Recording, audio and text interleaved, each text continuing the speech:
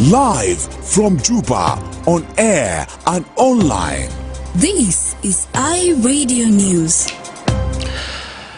Hello, good afternoon. This is iRadio News. First, here are the headlines. The Deputy Chief Mediator of the Kenya-led South Sudan peace process says the Tumaini initiative is still alive, contrary to earlier claims by the head of the government delegation. A civil society activist has raised concerns over alleged talks between Israel and South Sudan regarding the possible relocation of Palestinians from the Gaza Strip, according to a report from the Associated Press. And lawmakers have adjourned today's sitting meant to discuss President Salva Kiir's speech due to the absence of most national ministers. This is stories and more coming to in this news bulletin with me, Lasuba Memo, and now the news in detail. The Deputy Chief Mediator of the Kenya-led South Sudan peace process says the Tumaini initiative is still alive, contrary to earlier claims by the head of the government delegation.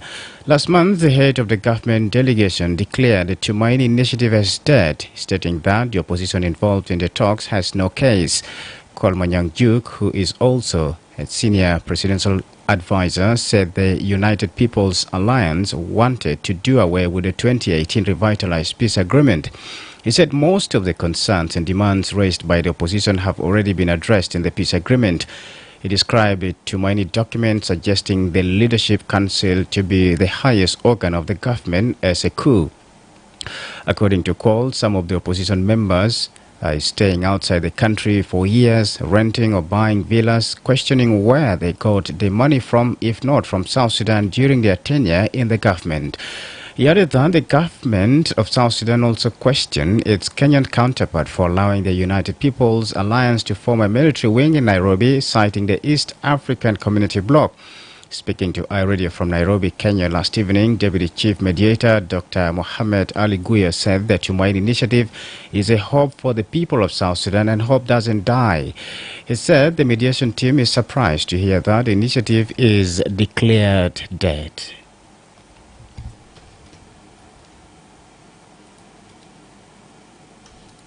Tumaini initiative was designed as a unique peace process that glad tidings and the hope for the people of South Sudan.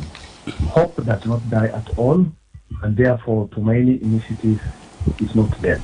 Hope does not die at all. The Tumaini initiative is also based on a high-level blessing, guidance, and leadership in South Sudan, Kenya, region, and beyond. The Tumaini initiative has a well-established protocol including procedures and channel of communication between the parties to the conflict and between parties and mediators. The assertion by the leader of the government delegation to Tumaini process was not communicated formally, neither was it officially communicated via a formal channel. Therefore, we were surprised that the leader of the government delegation used the media to communicate on a weighty issue and important matter as the Tumaini process. Dr. Guya went on to call for resumption of the dialogue. It's something that the people of South Sudan should take note, that it's important to engage with the new protocols, the new understanding, and also to focus on the work ahead. The work ahead is, one, it's important that there is need for resumption of dialogue by the parties in South Sudan to ensure that the transition in South Sudan is sound and can have a meaningful and substantive end that will usher in a new dispensation in South Sudan. That should be the focus of all of us as a region, and also the focus of the leadership and the people of South Sudan. The peace negotiation led by Kenya brings on board opposition groups that were not part of the 2018 peace deal was adjourned for the third time on February 7th without an agreement. The Tumaini initiative aimed to resolve South Sudan's prolonged instability and harmonize fractured political and military actors towards the goal of transitioning the country to democracy and lasting peace. The Nairobi-led peace negotiations for South Sudan were later on adjourned. In an earlier statement, Dr. Martin Elia Lumoro, the rapporteur for the government's delegation to Tumaini initiative, mentioned that the team needed to finalize the two extended roadmaps which were announced on 21st. Dr. Lumoro did not specify when the team would return to the negotiation table. At the time, the parties had agreed to expand the institutions established in the remaining provisions for the implementation of the R-Axis to include the opposition and other stakeholders. However, in a twist of events, key SPLM-IO leaders, including former Petroleum Minister Potkang, who was the deputy head of the delegation to the talks, were arrested following the Nasir incident. This had brought the implementation of the 2018 peace accord to a standstill. A civil society activist has raised concerns over alleged talks between Israel and South Sudan regarding the possible relocation of Palestinians from the Gaza Strip, according to a report from the Associated Press.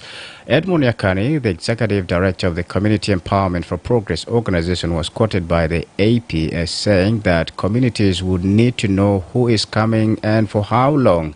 He warned that the proposal could create tensions, citing historical issues with Muslims and Arabs in the country. He warned, and I quote, "South Sudan should not become a dumping ground for people, and it should not accept taking people as negotiating chips to improve relations," end quote. The AP report stated that 6 people familiar with the matter have confirmed the talks are taking place, though it remains unclear how far they have progressed. If the plan were to be implemented, it would involve moving people from a region devastated by war to a country still recovering from its conflict. This proposal has already sparked human rights concerns from various organizations. Israeli Prime Minister Benjamin Netanyahu has publicly supported what he calls voluntary migration for Gaza's population, a concept previously advocated by President Donald Trump. Similar proposals have reportedly been discussed with other African nations. However, Palestinians, human rights organizations, and many governments worldwide have rejected the idea, arguing it amounts to forced expulsion in violation of international law. Lawmakers have adjourned today's sitting meant to discuss President Salva Kiir's speech due to the absence of most national ministers. The decision came after MP Elizabeth Adut argued that the sitting could not proceed without the presence of ministers.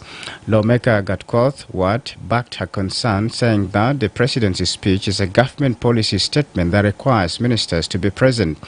SPLM-IO Chief Whip Farouk Gatkoth also stood up and supported the call to adjourn the sitting. After a brief debate, members unanimously agreed to adjourn the sitting.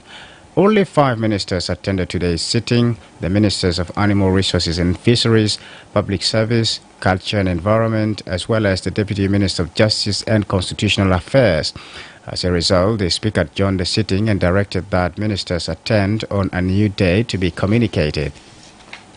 This is iRadio News, and now another story.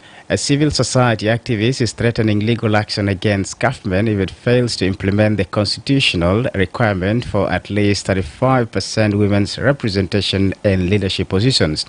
Edmund Yakani, the executive director of the Community Empowerment for Progress organization, told iRadio that the failure to meet this quota is a serious violation. He issued a 3-month deadline warning of legal action if the government does not act.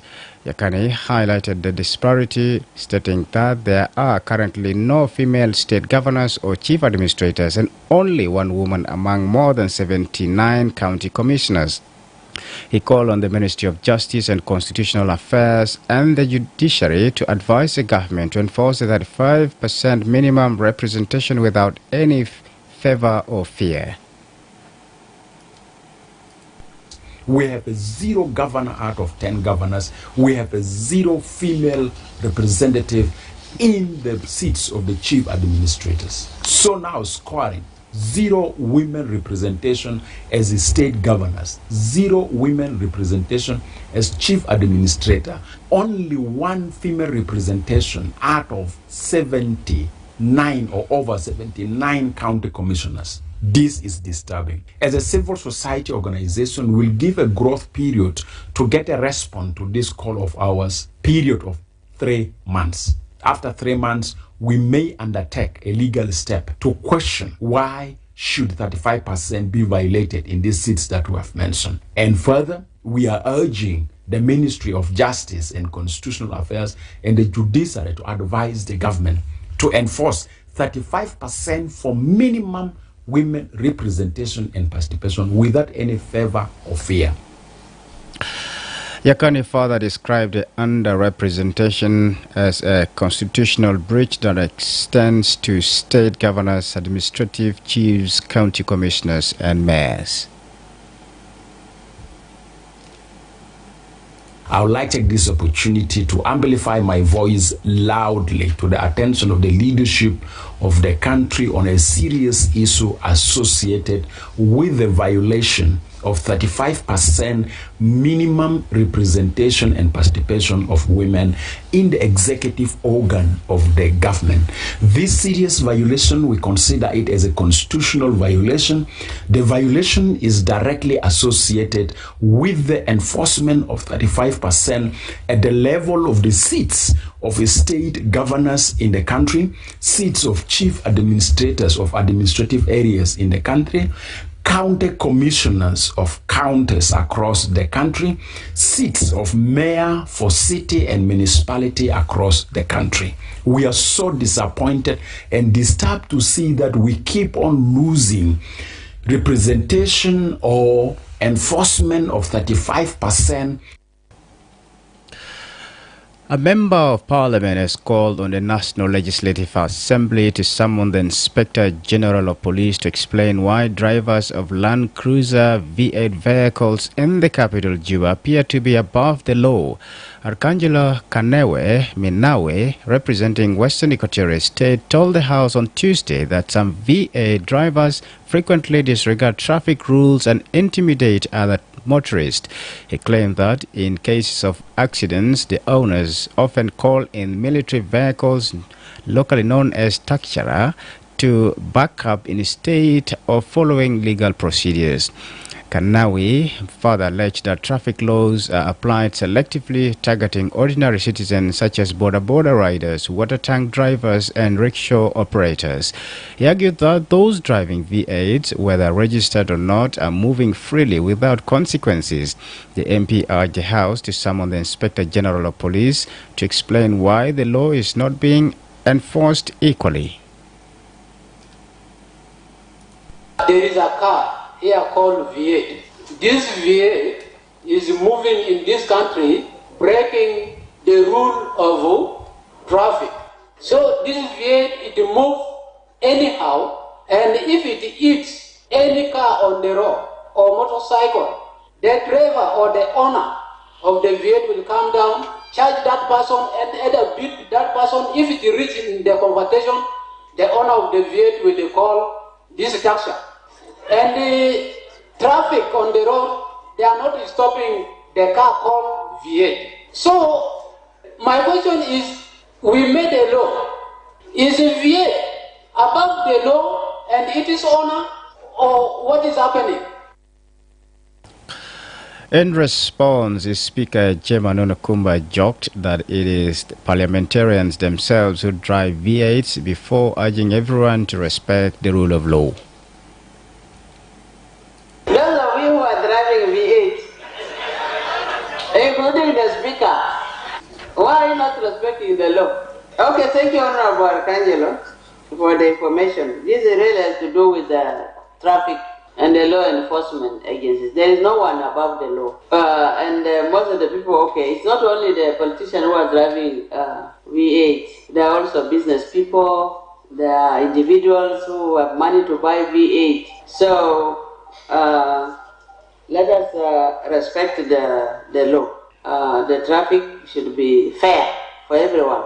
That is driving on the law is not for poor people, it is for all of us. We are lawmakers, so we should also live by example. The Ministry of Health and its partners have launched the second phase of the malaria vaccination campaign in 52 counties across the country.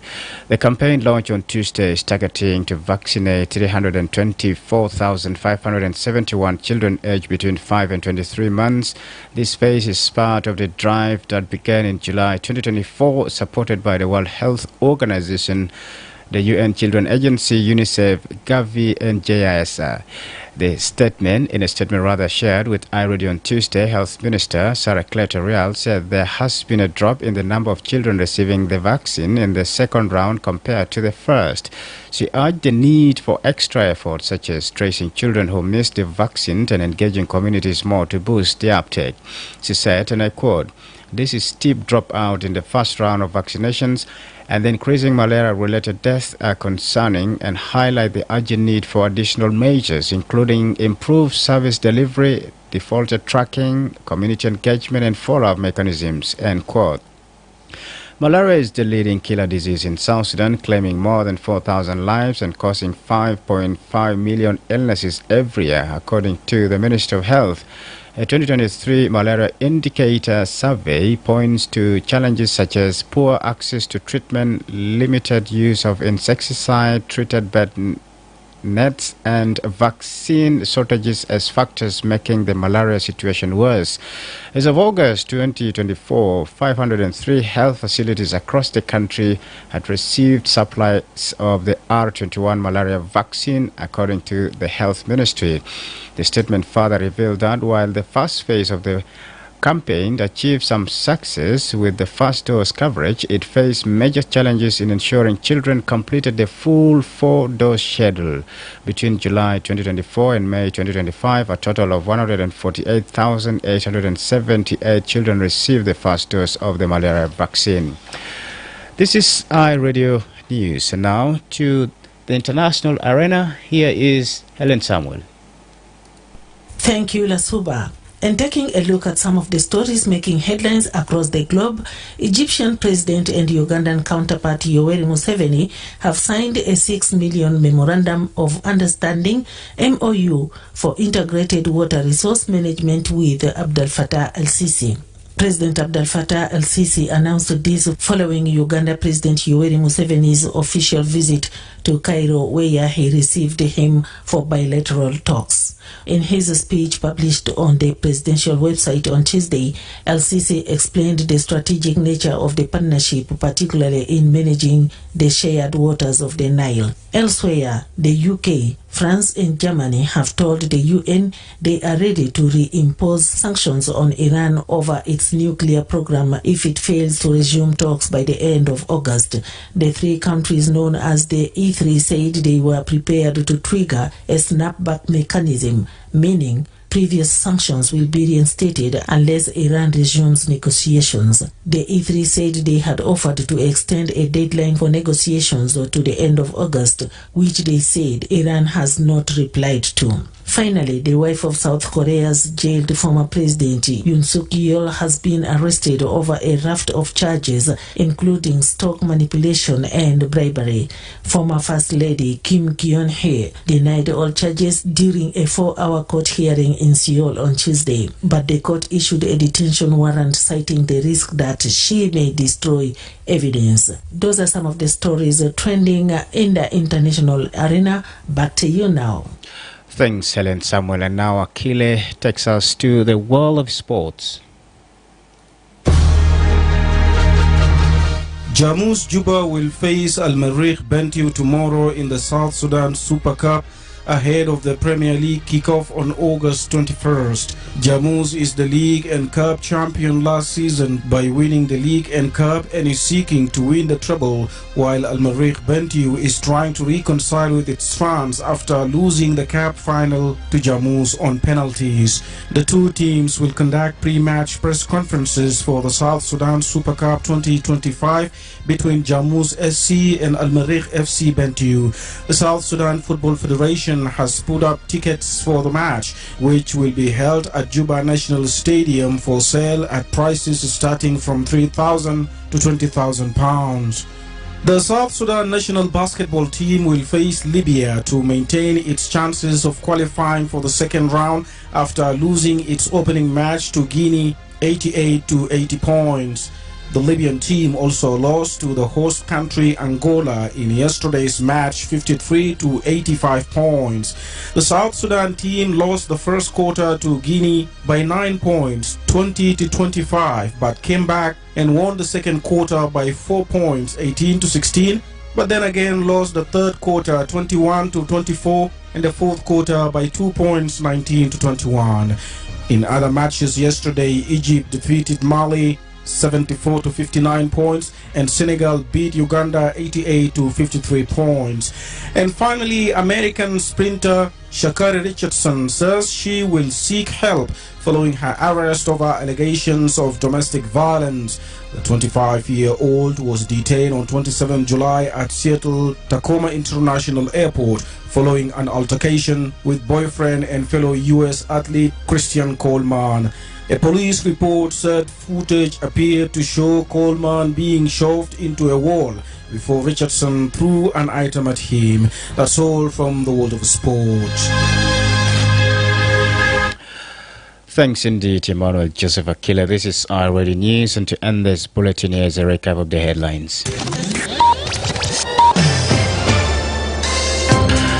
The Deputy Chief Mediator of the Kenya-led South Sudan peace process says the Tumaini initiative is still alive, contrary to earlier claims by the head of the government delegation. A civil society activist has raised concerns over late talks between Israel and South Sudan regarding the possible relocation of Palestinians from the Gaza Strip, according to a report from the Associated Press.